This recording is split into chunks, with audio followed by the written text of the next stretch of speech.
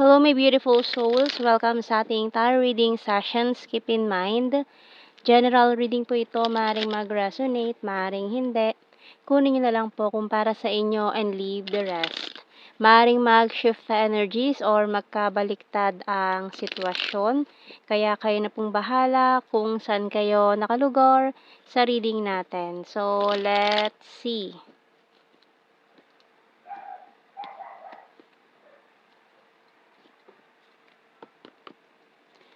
So we have here the Seven of Cups, the Wheel of Fortune, Temperance, and the King of Wands.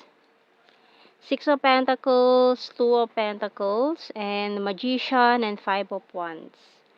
Okay, so Nine of Pentacles ang bottom card natin. So someone here is thinking about, parang iniisip niya kung may pag-asa pa ba, may chance pa ba, or hanggang dun na lang ba? Kasi itong taon to nagdalawang isip siya Kumbaga, undecided siya sa naging connection nyo before. Nag-juggling siya Maaaring dahil nga sa may option siya, ayan, marami siyang options. Mukhang hindi ka pinili nitong taong to before. Kasi iniisip niya marami siyang options. This person is still exploring sa mga options niya. And nung na-explore niya na lahat ng mga options niya, wala na palang ibang mapipili siya bukod sa'yo. So, kumbaga, ikaw na pala yun yung pipiliin niya dapat. Kaso, parang naghangad pa siya ng mas higit sa'yo. Yung mga options sa sumunod is wala na pala sa kalingkingan mo. Kaya nung babalik na siya, parang umalis ka na, 'di ba? Parang na ano ka na, napagod ka na maghintay sa kanya or nalaman mo na may piniling iba itong taong 'to.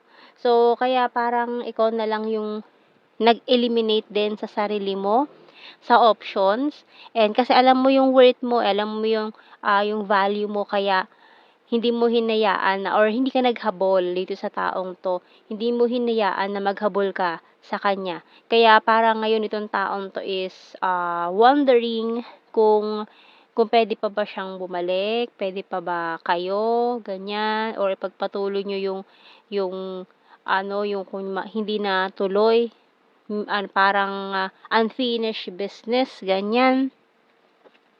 So, tingnan natin anong message ng Archangel dito sa reading natin.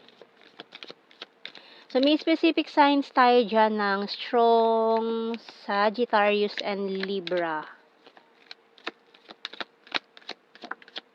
Okay, so we have here clear sentence by Archangel Rockwell.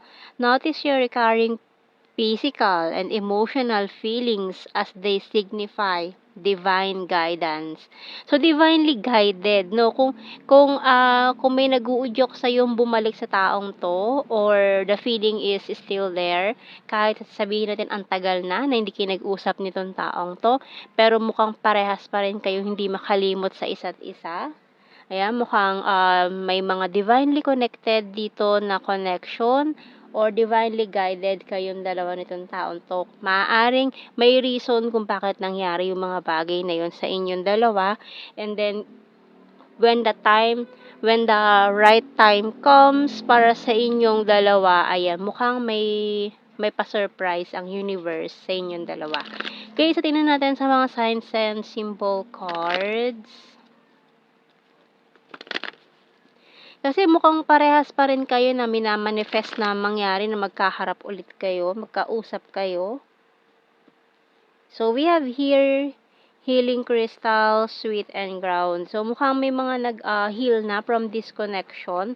Pero kahit na sabihin natin naka-move on na, nag-heal na, pero still, parang hinahanap-hanap pa rin. So, we have here magnifying glass, pillow, and camera. Bottom card is pencil. So, itong mistake na nangyari dito, no, mukhang okay pa naman siya dahil nga sa pencil, pwede pang ayusin, or may chance pa na maayos sana, no, itong connection nyo nitong taong to. So, tingnan natin sa tarot messages, oracle cards natin. guarded and wounded. Kasi nga, ayan, mukhang ikaw may energy nito na you're guarded and wounded pa sa ngayon. Maaaring still hindi pa totally nakapag-heal or is still in the process pa rin, no? And letting you go, walking away. I want you back. Ayan. So, talagang this person really want to come back. Kasi after niya i-explore lahat ng options niya, na-realize niya na wala na palang masihigit sa'yo dun sa mga natirang option na yon. Kaya gusto niya mag-U-turn, bumalik. Powerful and discipline. I watch you from afar. Kung may mga long distance situation, ayan, this person is watching you. I want to protect you, I can't decide, and I want to marry you someday. So, undecided nga siya nung mga panahong yun, no? Pero ngayon mukhang nakapag-decide na siya na ikaw yung pipiliin niya. Pero mukhang for some of you, sabi niyo parang huli na ang lahat na bumalik itong taon to.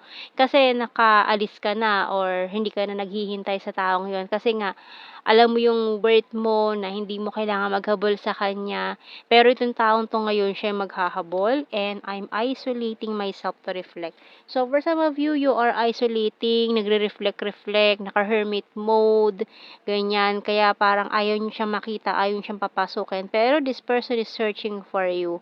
Mukhang ikaw is nag-grounding ka ngayon, spending with nature, ganyan, to heal, ganyan. And itong taong to is still looking for you. Ayan. So, tingnan natin. More messages natin dito sa ating The Hidden Truth Oracle cards.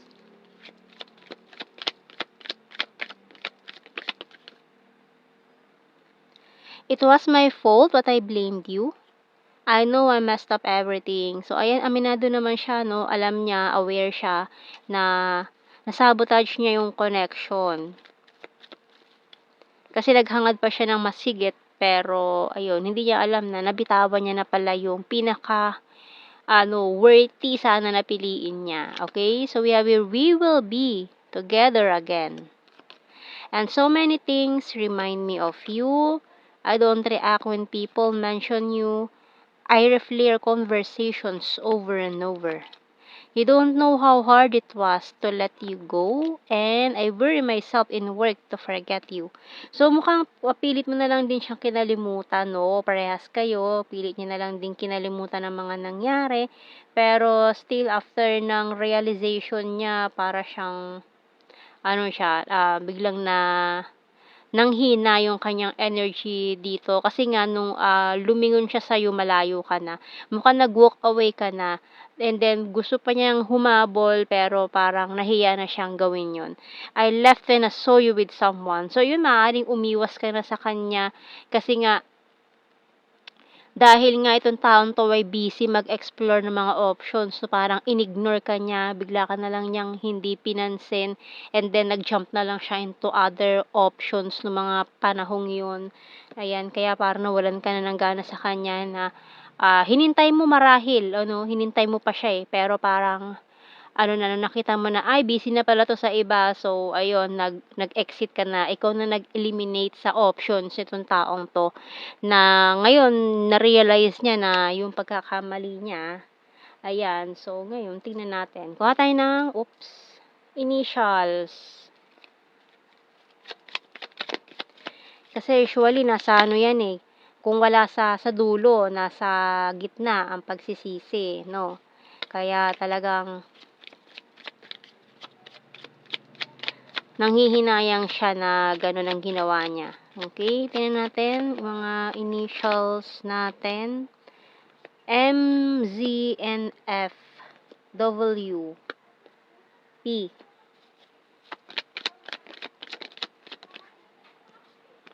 E, G, K, R, Y.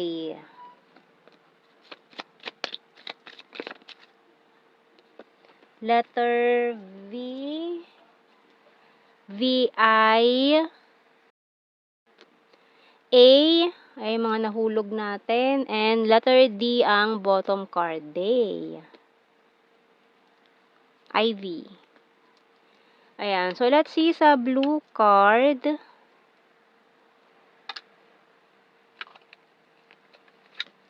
Ayun, oh, regret. Past life lover and marriage. So, itong taon to rin is nag-iisip na rin siya ng marriage in the future at mukhang ikaw talaga yung gusto niya or nasa iyo na yung mga characteristics na gusto niya. Although kasi parang naghangad pa siya ng iba, nasa iyo na kasi yung mga characteristics na gusto niya.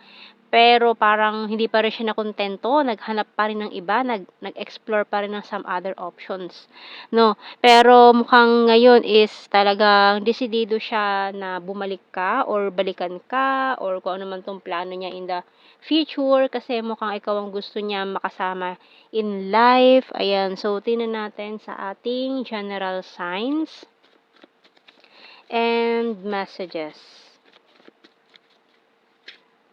We have here birthmark, ayan. So, keywords na lang 'to, hindi na natin kailangan explain, alam niyo na 'yan. We have here smart. And number 1, province, lake, and party animal. Need more signs.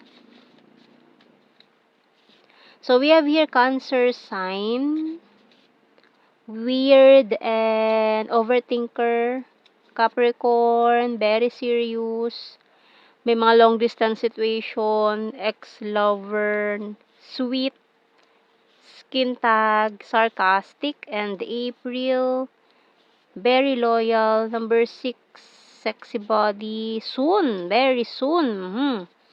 Mountain, Scorpio, flower farm, no, South, PH, and Aries. Ayan ang ating reading, my beautiful souls. Thank you for watching. Take care and God bless. See you in our next reading, guys. Bye-bye.